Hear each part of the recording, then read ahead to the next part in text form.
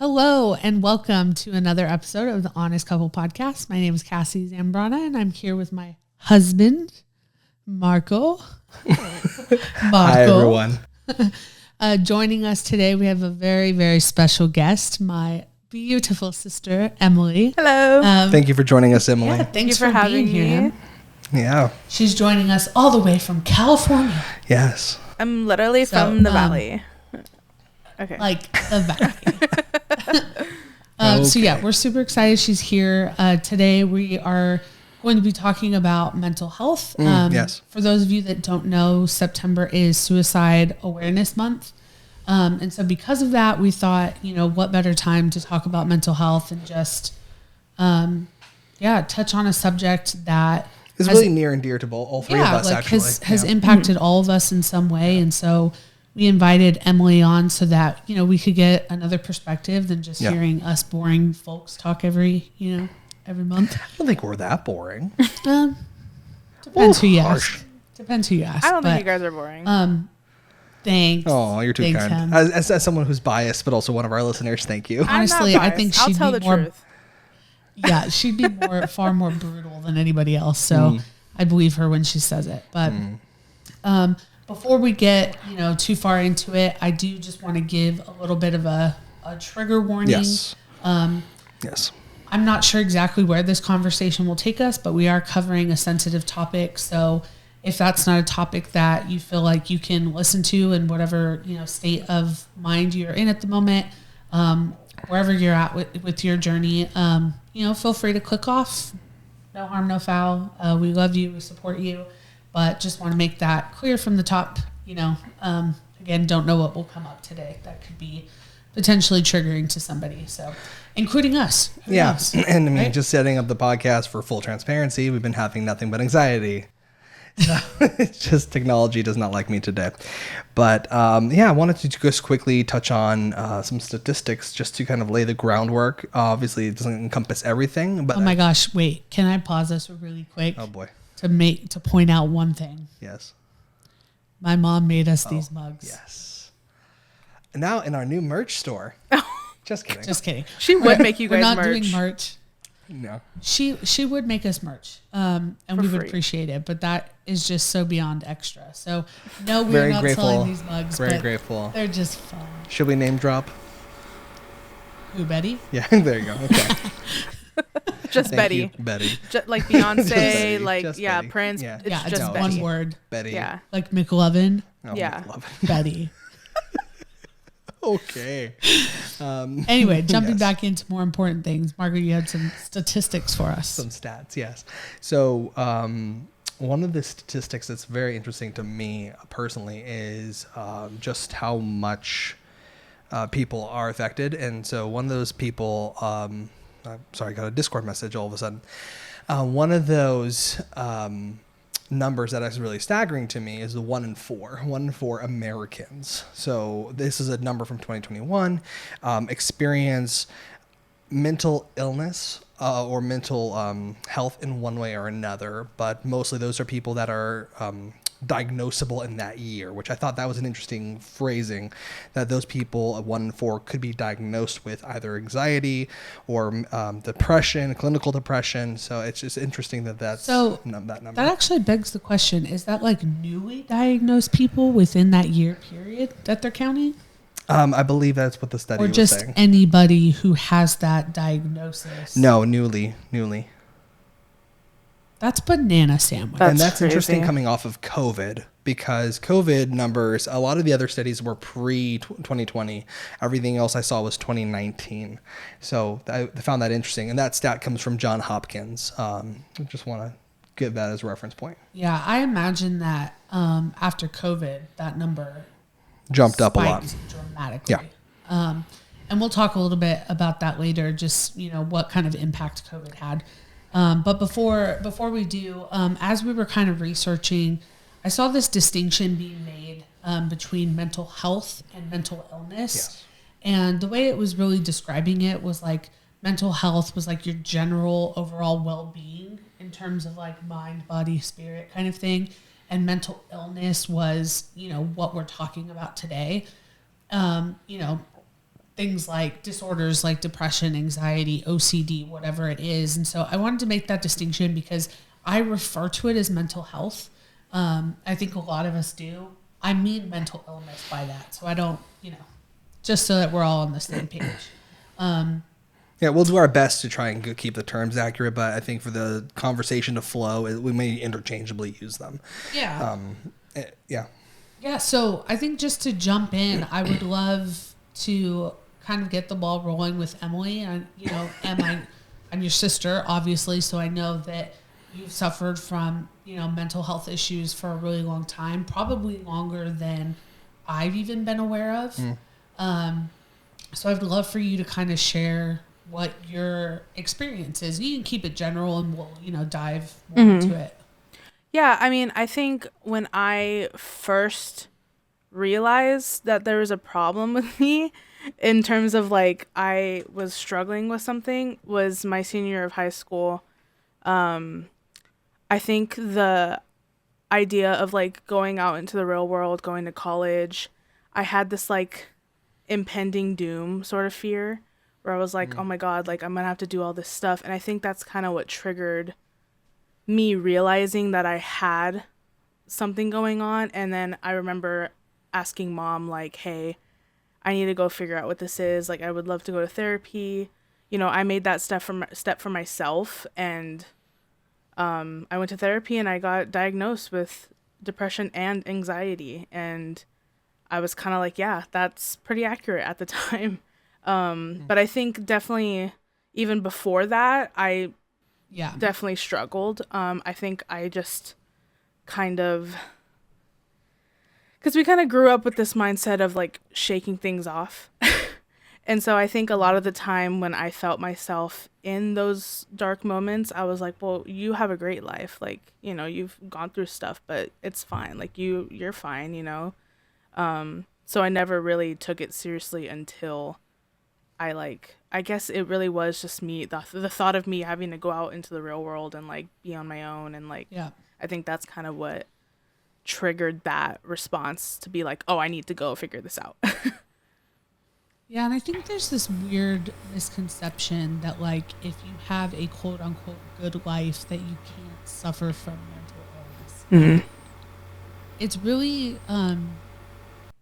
mind-boggling to me that would even be a train of thought, because when we talk about mental illness, we're talking about, like, chemical things that are happening in the brain or in the body. And so it's, it's not directly linked to what your life looks like. It doesn't mean that you have this terrible, terrible life. And I think it's a misconception that maybe is not as prevalent anymore. But I think when we were growing up, it for sure was. I remember, not to call any parent out, but like, I remember Dad kind of being like, basically to some extent being like, well, your life is, compared to some people, it's great, and yes, that is true. But in conjunction with that was all of these things happening. And, you mentioned probably suffering from mental illness even before you were aware of it. And I think that's like this perspective we get, right, when we finally get a diagnosis or, start to grapple with it.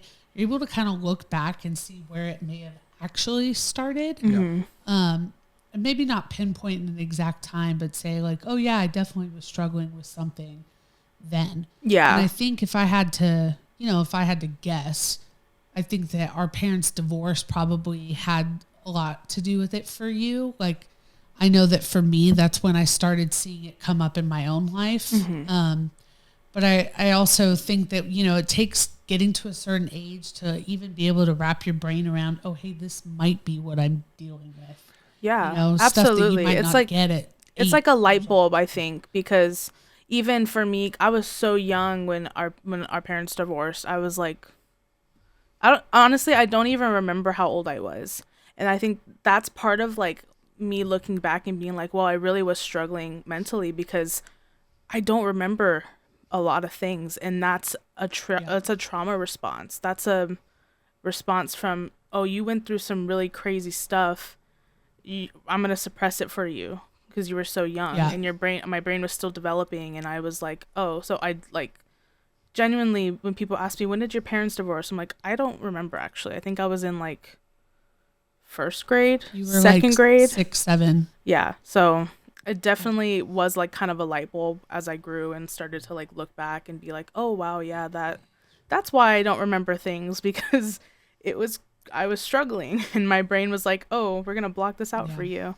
It's interesting because like that wasn't even something that I was aware of until I did therapy this most recent time, which was early this year. Yeah. Was that there were like blocks of time that you like, your brain's like, nope, I'm going to put that in a little box and throw it away. Yeah, and it's there to protect you. Yeah, and I think, if I may interject, I'm curious because we've just now recently talked about how at that time for each of you, I think something I would like to just talk about as we continue in this is just how has mental health conversations from when we were growing up to now changed?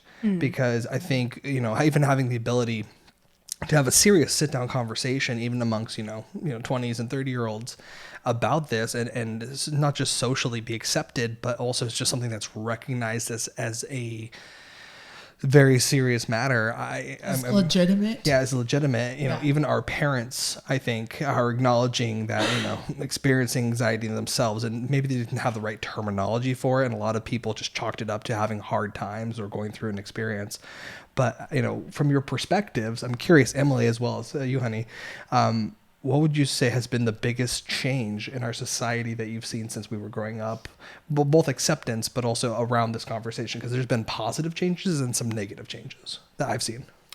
I mean, personally, I think I've seen positive changes in my own life.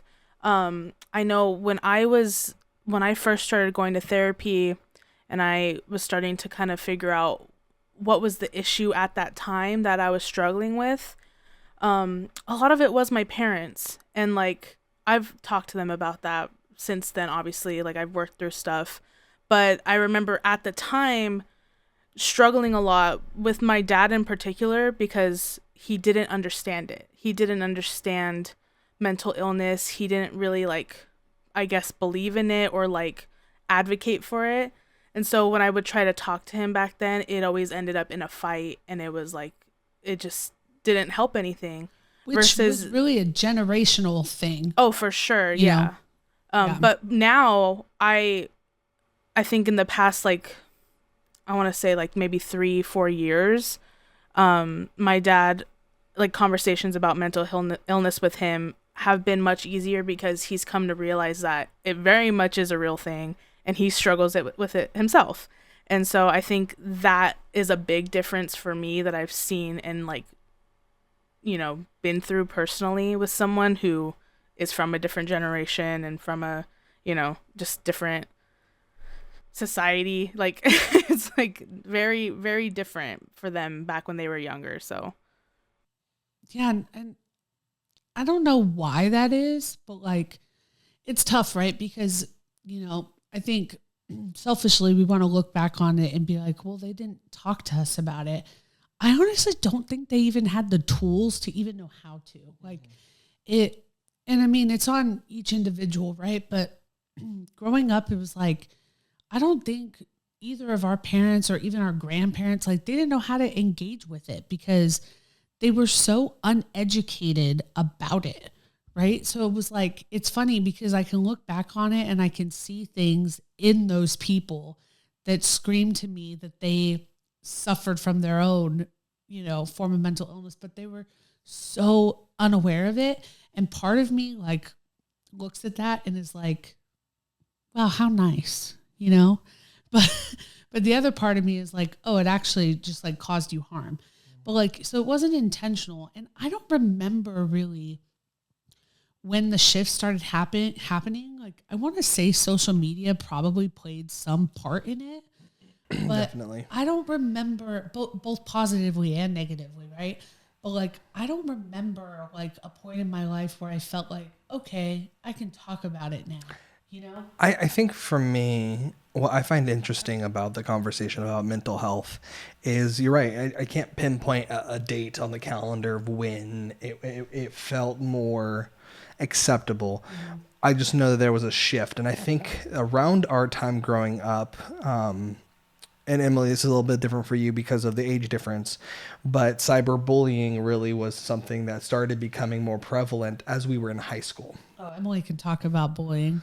And so that's why I say it's different for you, because for us it was introduced. For you, it was full fledged. Yeah. And so in that, cyberbullying became a thing, and then when social media came out in early 2000s, right towards the end of the early 2000s. Well, because cyberbullying started really before social media. With like AOL, AIM, that was AIM, messages, all that stuff. Yeah. And so with that's the negative that created, but then there was the positive of this is such a new frontier of kind of bullying that parents how to get involved, people how to get involved. I still don't think they quite got it right until mid 2010s, where that started to be more of an awareness of, oh, this is causing our children to feel certain levels of anxiety.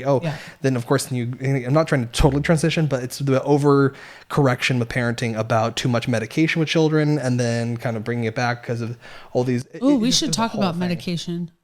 We don't have to jump into it now, but I want to go to the bullying thing because, you can share a little bit about your experience, Emily, but I'm curious to know how much maybe that bullying played into, because it was kind of around the same time, maybe played into like your mental health issues.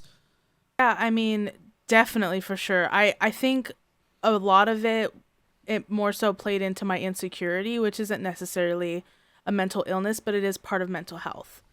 In bringing back the difference between those two things. And yeah, I mean, I got severely bullied in middle school by my friends. And I think because it was by people that I trusted and like considered a friend, it hurt even more. And it definitely played into, I think, my anxiety and my depression. And like, I genuinely did feel alone in the world at that time. And, it sprung up other things that like, that mental illness springs up, like certain thoughts and things like that. And then it's crazy, the peer pressure of cyberbullying, because it's like, well, if you do it with us, we will stop doing it to you. And because it's such a drastic thing and it like affected me so intensely, I was like, well, I'll just join in. And it was like a weird full circle. I've been on both ends of it, and it's not, I anytime I see it now, I'm just like, I need to look away, because it is triggering for me.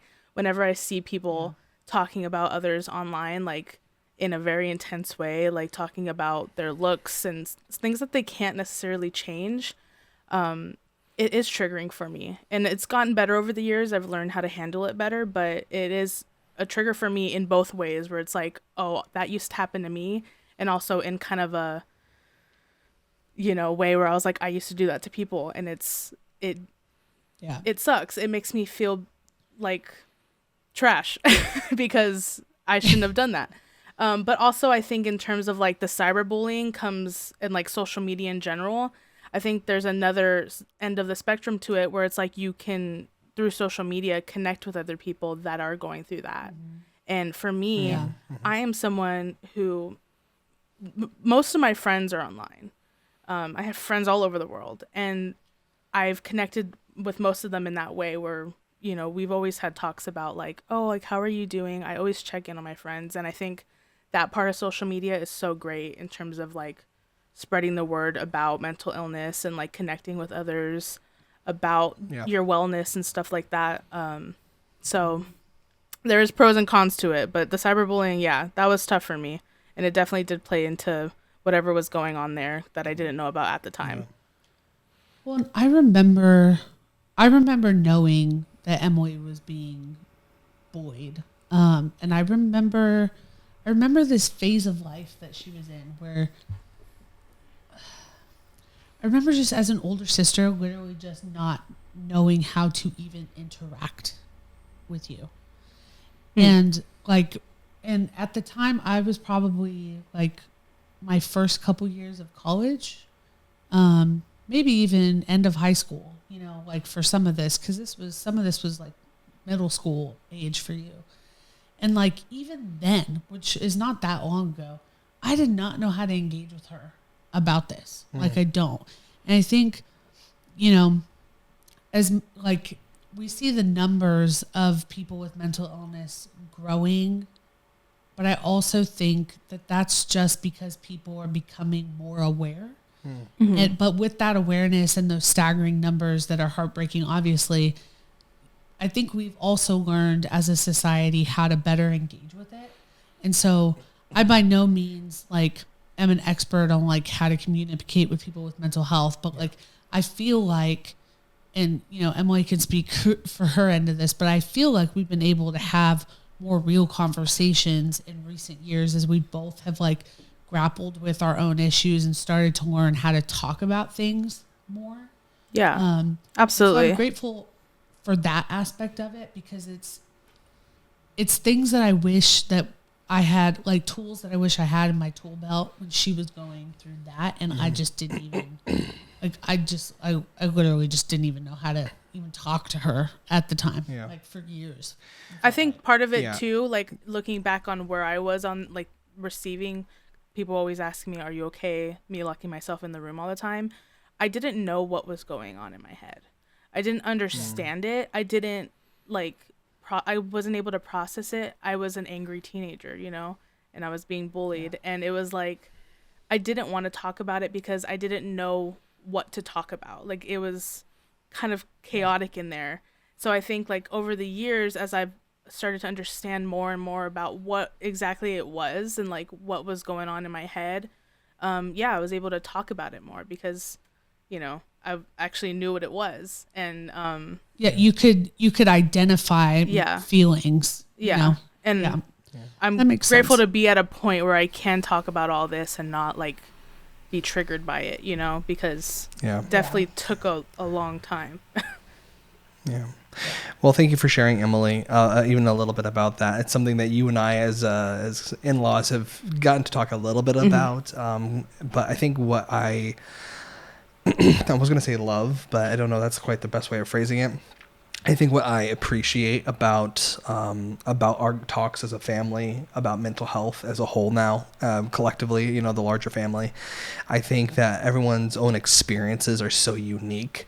My own experience being more, I would label it now, if we to differentiate between illness and health, I would say mine was more mental health focused, where my depression, my suicidal thoughts and whatnot were led on personally by what I was experiencing and the emotions that were driving me. Yes, still chemical imbalance in my brain, but something that I wouldn't say necessarily needed the correction of medication or some adjustments in that respect. But it's interesting how each person is different, because it doesn't make mine worse or yours worse. It makes it just unique to the person. And what about you, honey? I know you've also gone through being medically diagnosed. I think like so looking back on it, I can say now that I've experienced anxiety most of my life. And my mom always jokes like, oh, you had an ulcer when you were 2 because you were my anxious child. It's like, yeah, no joke, bro. Like that's some real stuff right there. But I remember for a long time knowing like that I had certain feelings, but I don't think I went to therapy until after college was the first time I went to therapy. And I remember when I lived in LA, I would stay up all night. I would stay up for days on end. And I would go to the grocery store and go grocery shopping at 2 a.m. because I lived in LA and it was open 24 hours. And I remember being like, oh, that's so cool, you know, whatever. And then I go to therapy and they were like, yeah, you're depressed. And I was like, oh, that makes sense. And so it's just so weird, like, as years go by. And then now I just feel like I'm so obviously aware of it. It's like a freaking marquee in front of my face all the time of like, you know, and we've talked about it on this podcast before about, you know, even just recently I had a season of kind of, you know, feeling really down and feeling depressed. But, I mean, everyone's experience is so unique. And I actually wanted to go back to, we talked a little bit about how it was talked about, or in our case, not so much talked about in our home, but like, what was for you growing up? How did your parents talk about it? Did they talk about it? Sure. So it's interesting because my family, I mean, I can't really give you a precise thought process in how it was handled, because I felt as I would say, probably the most emotional child out of the three of us, that very isolated and alone. And so when my parents did try to support me and come alongside, they knew something was up. But when it was being discussed, my form of depression and anxiety that I experienced was tied up in so much shame and so much guilt that I buried it from my parents. So to all fairness to them, I never discussed it with them. I never shared about them until collapse of a relationship and a number of different things. And I came home and just collapsed in front of the fireplace in tears, bawling my eyes out, wailing. And my parents were like, what the hell is wrong with you? And obviously there to comfort, but just like completely blindsided by my raw emotions. Mm-hmm. And so with at home, supportive, all of that, but the emotions, again, I say this, the emotions for me, I never felt quite like both sides of my parents got it. I feel like my mom supported and understood. My dad probably was like, I don't know how to handle this child. He's got so much emotion, but that's more my personality. I'm a very emotional being. And so when it comes to mental health, again, I can't say that they handled it poorly or that it was rejected. It was more just, I don't think it was discussed because there's nothing that I brought forward to the table. And my siblings, whether they experience it or not, I know my sister has some experience with mental health aspects as well. Probably my brother as well in different ways. I think we all do, honestly. Yeah, definitely. But again, it's something, health, yes. But I think it's all comes back to we're all very private people. And so in that sense, it wasn't discussed, or at least it felt very like I'm the only one experiencing this. Yeah.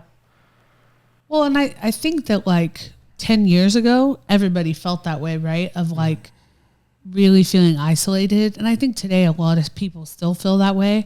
But, Emily talked a little bit ago about how social media like kind of gives you a community. And I think that that's one of the perks and the upsides of social media, because I think it did enough harm for a long time, still does harm, but like to the point where I think that now I see it almost being used as more of a positive platform. Like, sure. Not that the ick is still not out there, but you really see this like pull to band people together. Yeah. There's a lot more call for people to show kindness and grace, although not that terminology necessarily. Just more love, I think, is more of a general term for that. But what I find interesting, to go to your point about positivity, is how media has been portraying this. And I just want to touch on this very lightly because I had thought about it earlier. When I grew up, it was on Seinfeld, and it was that kind of world, 80s, 70s and 80s TV. It was with Seinfeld, and one thing I remember is for him, whenever he felt anxiety, the big joke on it was, oh, it's the big one, and he would always grab his chest like he's having a heart attack. So that was the only thing that was represented in my world of like experiencing anxiety or, like near-death experience. But then you look at today, and you have Inside Out 2. And Emily, have you seen it yet? I haven't. It's not out. It's not out anywhere. I told you it was part of your. I thought it was on Disney Plus. I didn't find it on Disney Plus. Okay. Well, it's whenever it's available, watch it. But the depiction of anxiety and the emotions, the fact that there's a movie based on emotions, I mean, that's not something you would have had in the 80s. Oh my God, it's not something we had in the 90s for crying out loud. Like, it's such a new concept. It's the most well done. Like we were actually, some of my coworkers, I interrupted you, I'm sorry. No, it's okay. Some of my coworkers were talking about this movie. He just said he's used to it. What a tool. I had a little bit of humor. We're way too serious. Some of my coworkers the other day were saying that they watched it and they were like, but it's not a kid's movie. And I was like, isn't that amazing though? How how it's a kids they movie, turn this but animated movie yeah. that you think is a kids movie, and it's really just this beautiful like gift to, I feel like, millennials. Oh my gosh. Of Yeah. like, I saw someone say, I mean, I haven't seen it yet, but I saw someone say Inside Out 1 was for us when we were kids, and Inside Out Yeah. 2 was Yeah. for us grown. Yeah. And I was like, oh, Yeah. that's, Yeah, I feel like, yeah, because it's been years since A the first one. Yeah.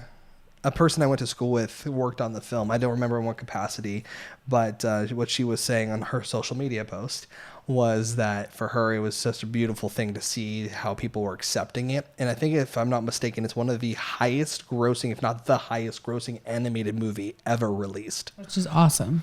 Yeah. I think if that movie had come out in the 90s, we would have gone to see it. And then, I mean, I don't know how well it would have done. I just think of Dad. Like, my dad right now will go see a movie like Oppenheimer and give it like a 4 out of 10 because he's a psychopath. Dad hasn't given Well, a like, movie he a would- 10 in ever, I don't think.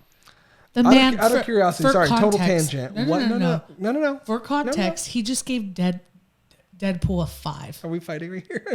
Yes. I haven't- 5? I haven't watched it Yes, yet. he goes, it was a Yeah, solid wait. 5 You out haven't of 10. seen Wolverine? Why not? Okay, we're not gonna go down this tangent. What were you gonna say?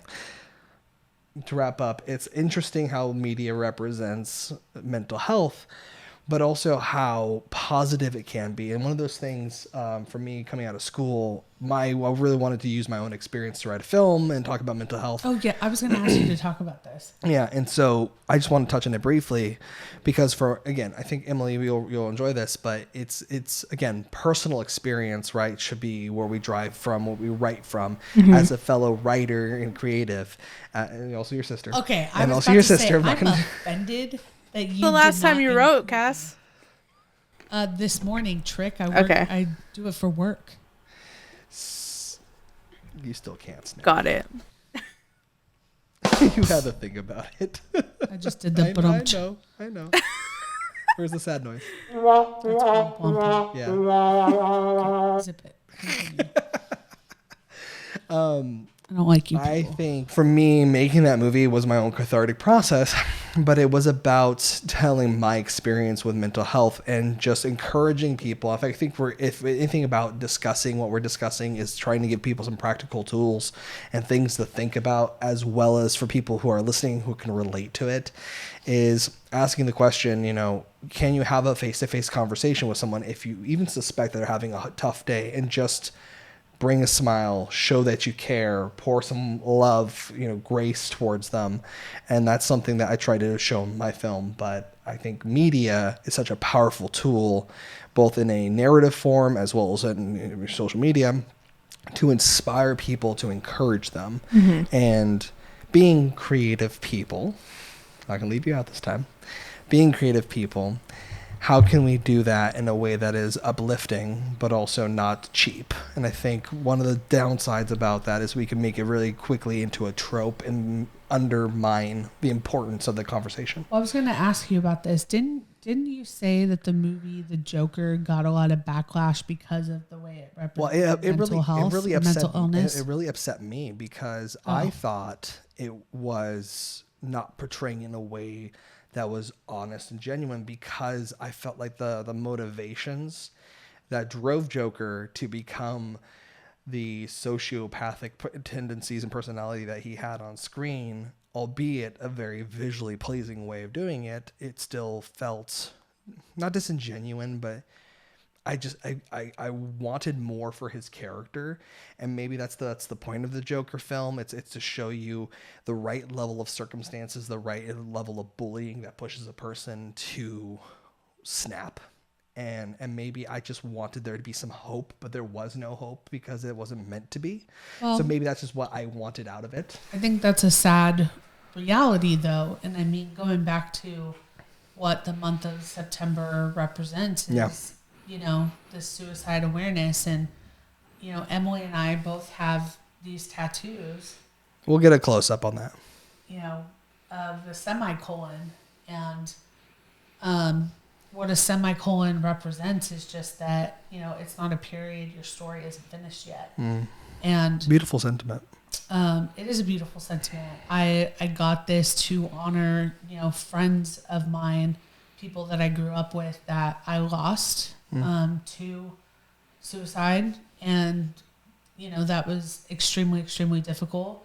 And, I've also had my own period of time where that was a thought process for me. It was really in the thick of mom and dad's divorce, and I remember very vividly a night that I was just in that space. And so the sad reality is I think who you are as a person, you look for that hope, but a lot of people don't have it. And I mean, that's true.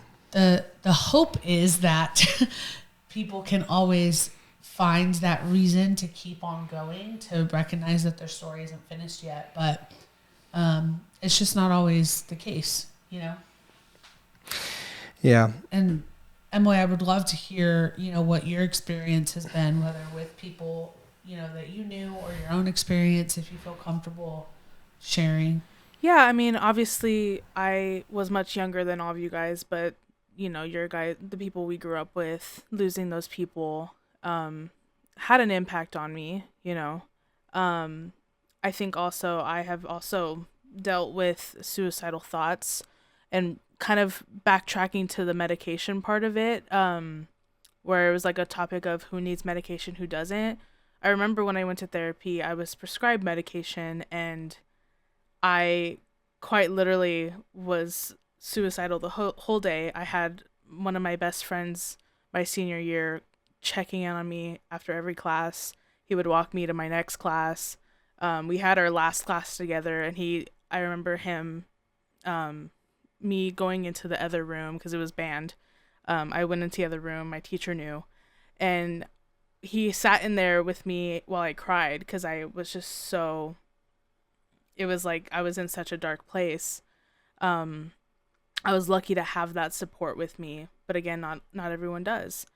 And I've had a few instances over the years where it has crossed my mind. But I think for me, the tattoo that we got is for those people we've lost, but it's also a reminder for myself, that, I have a lot of life to live, and I have a lot of things to do. And as a creative person, I have a lot of story to tell.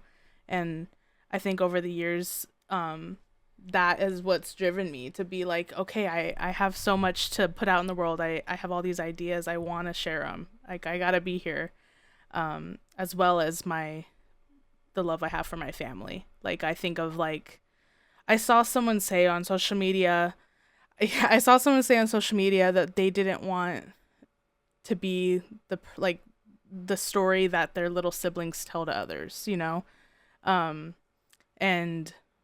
that really hit me because, being a little sister and a big sister, like two different roles, but they both mean a lot to me. And being a daughter and an aunt, and all the other things, a cousin, a sister-in-law, it's I have a role in everyone's lives around me. So I think that's something, and I haven't had thoughts like that in a while. I've had other thoughts, self-harm and stuff like that. It's a different kind of side of it, but never anything that extreme in a long time. So I think that's a victory for me. Yeah, it definitely is something to be very proud of, but also, as you say, just be very aware of. Yeah. In that journey, and the reason I wrote a movie was I experienced depression, but it was also my own journey as well with suicidal thoughts and so forth. And I had something I was going to say. Shoot. Come back to me. For me, it was that, the moment when I was in high school, but another time I kind of felt that way was, after Sully was born, I remember being pregnant, and we talked about this a lot when I was pregnant. I was so scared that I was going to have postpartum depression because I was more susceptible to it because I have already been diagnosed with depression and anxiety. And so I remember being so terrified that it was going to happen. And then, a couple months into him being born, I was like, okay, I'm good, whatever. And then he hit like 6 months. And it was like all of a sudden I woke up one day and just had a cloud hanging over me. And I remember instantly knowing like, oh crap, it's here, you know? And for a lot of people, postpartum can be really scary in the sense that, you know, they look at their child and have all of these thoughts and things like that. For me, it was never about him. I just more lived in this fog of like, this child deserves so much more than me. Yeah, so guilt. Like, I just was like, oh, he'd be better off without me. Like, Marco's got him. Yeah. You know? Hey. And so that was a time in recent memory where I definitely like didn't get too down the rabbit hole, but it's weird. I feel like, and I don't know if this is the case for everybody that has like struggles with mental illness, but like for me, I weirdly have these random thoughts that will just crop up. Like even I'm driving down the road and I'm like, what would happen if I just swerved the car? Like, I know that that's not, they're called intrusive thoughts, and they do happen to so many people. And it's a very common thing with people with mental illness. I feel like a lot of people are probably like, oh, that's scary, but like it's just so normal to me, and it's not like an actual. Yeah, it's not like you're dwelling on it. It's just like it's not. It doesn't even feel like a legitimate threat in that moment. It's just like a thought, you know, that comes and goes just as quickly as it. You know, it's very common. So you're definitely not alone. I experienced that as well. A lot of people do. So you're not alone. They're called just intrusive thoughts, where you're like, oh, I want to do this super crazy thing that I shouldn't. Yeah. And then it just goes away. Which is funny because on social media, we joke about like, oh, I let my intrusive thoughts win, you know, but it's always about something silly. But the reality is there's very serious. They're very, thoughts they're much bigger than people paint them out to be sometimes. Yeah. I remember now what I was going to say earlier. It was in the relation to Emily's story about having a positive influence in your life. I grew up being a theater nerd, no shocker there, but I got to be involved with a play / musical that was based on one of my all-time favorite movies of It's a Wonderful Life. And I got to play the titular character, George Bailey, who's, quickly, for those who don't know the story, which if you don't, go watch it, it's a beautiful movie. But it is a story about. I said so good. Oh, okay. I was like, you're shaking your head no, like it's not. It was like she was like, no. Oh, yes. Yeah, well, you can watch it until I force you to watch it. I only watched it last Christmas. Yeah, great movie. In a nutshell, the main character is wrestling with, is his family better off? Have you seen it? It's okay though. I don't mind. Okay. Well, great Christmas movie, Emily. Watch it. It's so good. I'll watch it. Yeah, I'll watch it during Christmas. But I don't mind the spoilers. But okay. Watch it with us. There we go. So the main character's wrestling with, essentially, does he take his own life to allow for his family to receive money because he's in debt and things have happened. So I'm not going to spoil everything for you, but in a nutshell, he gets to a moment of, essentially, this angel shows up and gives him the opportunity to experience life if he was dead, and gets to see what would happen if he was never born. And he gets to a moment where he really is challenged in that, and he's like, I want to live again. I want to live again. Please, God, let me live again. And those words, when I was wrestling in my darkest moment, that came to my ears, and I heard ringing in my ears, you have so much to live for. Look at the people around you. And then I wept, and that's the words I cried. And so that's why that movie is so special to me. But also, when I made my movie, it was about that desperation, that cry of someone fight for me, someone, show me my importance. And so the importance of being a face-to-face and showing that person across from the table that you care about them, that's why that mattered to me. And so again, mental health looks so different for everybody. Mental illness is so severe, so real in so many different ways. But I think if we show that we care and just start by being inquisitive, seeing how a person is genuinely doing, and how often do we just ask someone, hey, how's it going? And they say, it's fine. Yeah. And you do that to me often. And I'm like, okay, what does that mean? And she hates it. It annoys the crap out of me. But I don't like that answer because there's so much more that could be laying underneath Usually the surface. it's not fine.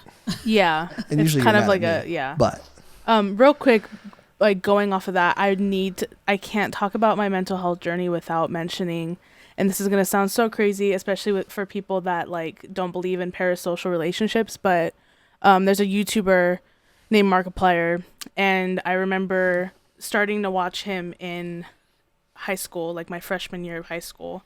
He does like scary games and stuff like that. Stuff I like. And for a long time, he was just someone I watched who played these games. But then he became kind of like this safe place for me. And I remember him opening up about his own mental health on his channel, like kind of spreading awareness about it. And I think that kind of plays into the part about, social media and it being like a place where people can share their journeys and stuff. And I remember when he did that, I felt so connected to him, and it made me realize that I wasn't alone in the way I felt about things. And he's been someone that, again, it's a parasocial relationship, right? Like, he has no clue I exist, but he is someone I turn to. I rewatch his videos. All this stuff when I feel sad, because he has always been kind of like this light in my life. And I tell people all the time, and I say it all the time, like on his birthday and stuff. And I'm like, this man saved my life, because his content and like the way he spread awareness about certain things did save me, because it made me feel a little less alone. So I had to share that, because talking about, having that hope and that good influence and tying it into the social media, like, he's definitely been a big part of that for me. Yeah. Which sounds silly, but yeah. I've heard Ellen talk about him forever. So I've always known that he played this really critical role in her life. I'm only familiar with him because of the videos. I've actually did not know that story. How cool is that? Yeah. Awesome. Yeah. Something I did want to talk about is just the way that mental health like has an impact on our day-to-day and our relationships, because I think that, we've spoken kind of generally about it, but like, I feel like at least for me, it plays such a huge role in like our relationship and what day-to-day life looks like, how we handle things that just come up in the day, like all of that. And so I don't know, for you, Em, like, how has your anxiety, your depression, like played, how have you seen it manifest itself like in your day-to-day life? I mean, I have luckily gotten to a point where I am able to kind of suppress some of it in certain times. Not that I push it back and leave it, but like, for example, when I walk into work, I kind of switch my mind into work mode so that I'm not weighted down by, if I had a bad day, stuff like that. And I've been able to kind of allow myself to do that, to be like, okay, my mind's in work mode. All those problems will be there when I'm off of work. I could deal with them then. But I definitely still have days where that stuff creeps in, and I'm, stuck in the back of house at Starbucks, like crying because I feel so weighted down. And I think for me, I am such a planner in the sense where I'm like, okay, I'm going to go get groceries this week and get this stuff. And then sometimes I wake up on a day and I'm like, I can't do anything today. All I could do today is lay in bed and rot. So I think for me, it's kind of having that motivation to go out and do things. Especially because I'm so like kind of alone right now. Like, I'm not really surrounded by anyone over here at the moment, and I think that has also played a part in my depression. I just kind of feel alone, and in terms of like my friendships and even my past relationships, like I think the loneliness part and like feeling like I'm not enough for people kind of stems from my childhood and maybe the bullying. But I definitely get like, it can be like the smallest thing that triggers it, and then it like sends me into this spiral where I'm like, oh, like I can't be anything for anyone, you know? And I think that causes me to push away from people and like friendships, and relationships. I just spent a year with someone who I constantly put my mental health aside for, and I think that kind of really messed me up because I, before him, spent so long building myself up and finding my, you know, my balance, and then he came along and kind of took all my time, and I didn't have enough time for me, so I'm trying to like come off of that and find my balance again. But it's been kind of hard, and like I said, my day-to-day, I just lack motivation because I am constantly like, ugh, you know, like I can't do it today. And it's never anything like specific. It's just a general feeling of I don't want to get up. I don't want to wake up and like go out into the world and do things.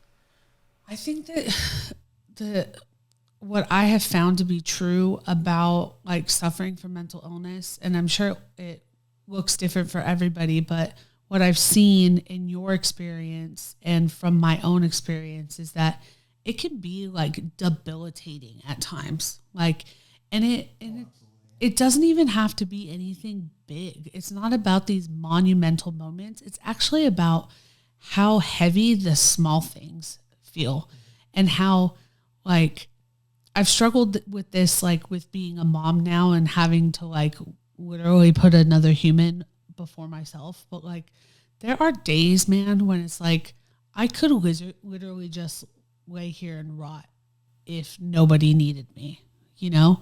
And it's because even just getting up and like brushing your teeth or having a delicious cup of coffee sounds like more than you can even handle in that moment. It's crazy how debilitating it can be sometimes. Yeah. You know? And I think it's crazy that like those small tasks, they're so hard for us. But once we push ourselves to do them, like things like that make us feel better. And it's such a struggle. Like it's annoying to me because it's like when I force myself out of bed and brush my teeth and wash my face and have breakfast, I feel so good. I feel like when I force myself to clean my room, do my laundry, like make my bed every morning, those small little things, I feel so good, but it's just so hard to do them sometimes. I'm like, ugh, I know it'll make me feel good, but I don't want to do it. I don't want to get up. I don't want to make effort. Like, what's the point, you know? It's frustrating. It's getting over that initial, like, mental hump. Yeah. That, you know, it's like what they say about going to the gym. You know, like, you don't want to go. After you go, you feel so much better. Yeah. You know, I still don't believe that that's true. Because we don't go. I'm just kidding. I loved the gym when I went. Yeah, it's just getting over that.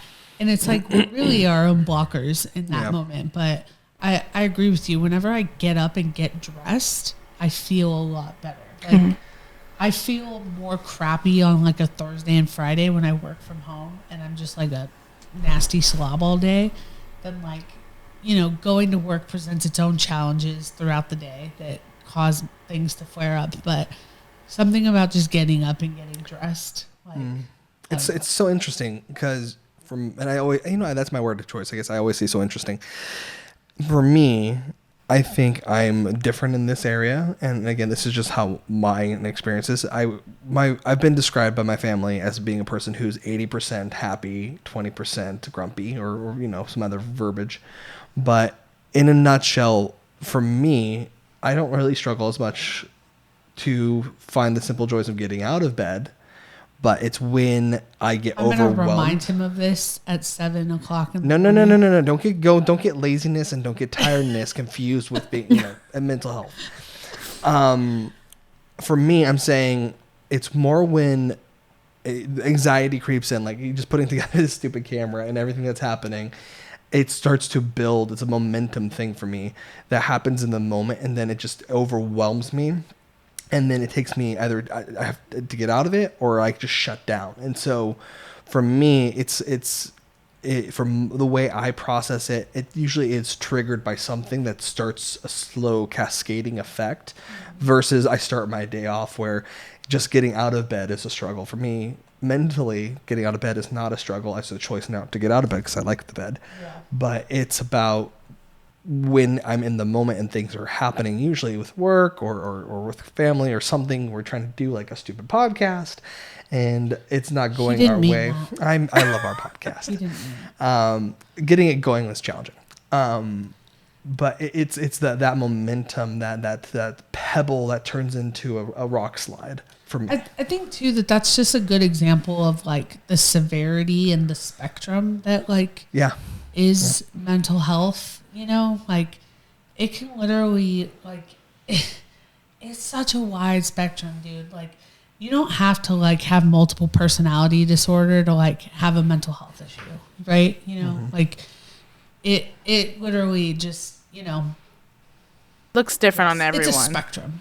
It does. And even the same illness looks different on everybody. Absolutely. You know, like what anxiety and depression look like for me might be completely different than the way it looks for Emily, you know, and that's just person to person, what it is. Yeah. But I don't know, for you, like you talk about kind of just putting on your big girl pants and like don't do that to you, but like what other coping mechanisms have you found helpful? I honestly have just learned to allow myself to feel. And it's really as simple as that for me. When I'm sad, I let myself be sad. When I'm angry, I let myself be angry. But I definitely have learned where to direct it. You know, I think growing up, I struggled a lot with projecting my feelings onto others. And I think that's what caused a lot of issues with like my parents and my siblings and stuff like that. And that's something I've learned is where to direct my emotion when I am feeling it. But yeah, I really just let myself feel because there's no other way for me to kind of get through it than to just kind of tough it out. When I need to cry, I cry. And when I need to scream, I put my face in my pillow and scream. And it helps me. Like the other day at work, I was on my break and, you know, listening to music and I thought of my mom and I texted her and it made me cry. I was like, I miss you. And it just made me start crying. My simple text to her, she didn't even say anything back. She was sleeping and I just cried in the back. And people were like, are you okay? I was like, just let me cry. Like, go back to work. Let me cry. And then I felt better afterwards, you know? So I think that mainly has been my biggest coping mechanism is just allowing myself to feel. Because I think that was something I struggled with growing up too, is just like suppressing all my emotions and not letting myself actually feel them all the time. So now I'm just like, well, you're a big girl. You can do it. You can cry if you need to. There's no shame in that. Just knowing where to direct it, you know, I don't let my emotions, I try not to let my emotions affect my, you know, friendships and my family dynamics and all that anymore because it's been a big issue in the past, you know, and I don't want any of that anymore. So. Yeah. And I mean, speaking as your sister, I can say that I've seen you grow exponentially in this area to where, you know, I feel like I can engage with you now about it. Whereas before it was like, you were like a bomb that was going to go off and you just didn't really know what to say.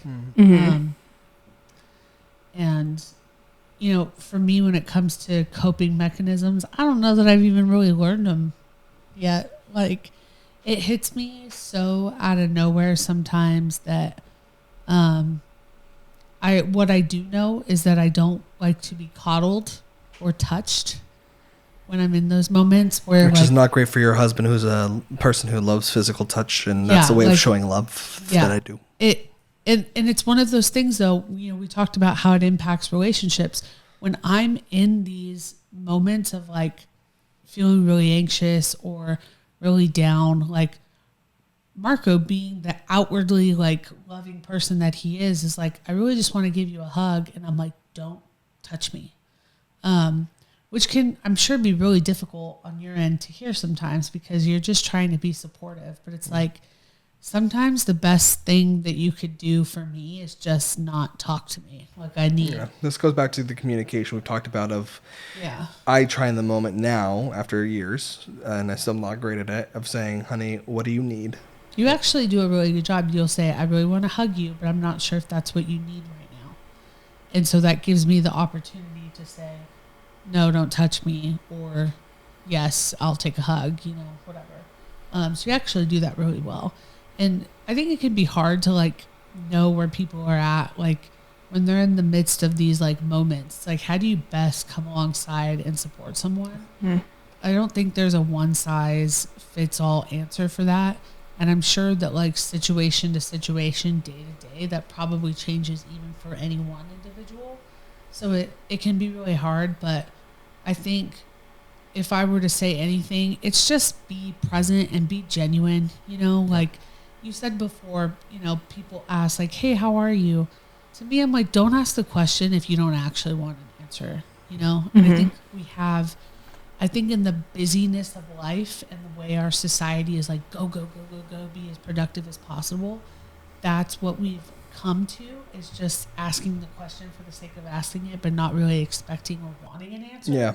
To me, it's about being, we've talked about this word since we got together, which is being intentional about people and just about relationships. And so, well, you've challenged me even when I asked you the question of how was your day at work, to be less about, well, how was your day? It was good. Ask questions that don't have a simple answer. It show that you care, listen, and then ask further. To me, like, oh, how are you? How was your day? It's a very generic question. And in my mind, I hear it and I'm like, you don't give a crap what I have to say. Like, I'm like, ask me a specific question and I will give you an answer. That's the kind of person that I am. And so, yeah, as far as coping goes, I'm still figuring that out. I try therapy. I try eating sugar. I try caffeine. I do a lot of bad things. Cute trips to QT. Trips to QT. I eat my feelings a lot. I try to take moments. Honestly, I feel like this is going to sound really cliche, but like hanging out with my kid is really good medicine because he's just so freaking cute, He's medicine for me too, to be honest. He is. And I can tell that, like, when you'll talk to him, I can tell when you're kind of feeling off or whatever, and him just, slowly does this thing where, so he's still learning people's names. He knows who Mimi is. That's Emily, right? But we'll say Mimi, and he goes, Gigi, which is his grandmother. Like, and he does it just to be a butt. He did it to me too. It was like, say mama, Dada. Like, but even that in and of itself is like the best medicine, I think. Our child, and I think this just goes back to that hope and that joyfulness that we can experience through other people's love. I think it's so beautifully exemplified in a child who has he's just raw emotions. He's happy. To go inside out one. There we go. That's the perfect example. He's happy, he's disgust, he is fear, he is joy and anger and sadness. Like those are his core six. And so when I experience, I'll speak for myself, when I experience his belly laugh, when I'm tickling him with my beard and he's just losing it, it brings me such an overwhelming sense of fullness and joy that just cannot be described. I want to bottle it and just have it with me because there are days, you like come Allison home and Steven's laugh. You want to bottle it up and just experience it again. Can we insert Allison's laugh here? We just did. Okay. To that point, we're also going to be having them on the podcast soon, which is going to be a great segue. We're probably fun. not going to get anywhere because with all the laughter. Although it's going to be an hour of Allison and Steven. Like, I love it. Jinx. I almost said anyway. Is there anything else on this topic? I feel like we've been a little all over the place, which is starting to feel like it's just our general way of being. We don't know structure to save our life. Is there anything else about this topic that you want to share? I I think one thing I want to mention too, with all of us being creative people, is how much my mental illness has affected my creative work, both in a positive and a negative way. I think I used to, it was kind of like earlier where we were talking about doing those little things were just so hard. My creative stuff used to be lumped into that. But I think I've grown to a point where I've allowed myself to use my creative outlets to cope with my emotion, especially my writing. I think I have started writing, like it's like Marco was talking about earlier when he put into his project, like the emotion and stuff like that. I do that, and it's not necessarily, I don't necessarily write about the emotion I'm feeling, but I allow my emotion to like motivate me to write, you know what I mean? And so I think that has been a big coping mechanism for me lately as well. Yes. Likewise with myself, Emily, I also experienced and still do where my going through depression or sometimes having a bad day, both can inspire me. Definitely was true with Arubaru, and definitely was true with Tacit, some experiences that I have and just memories.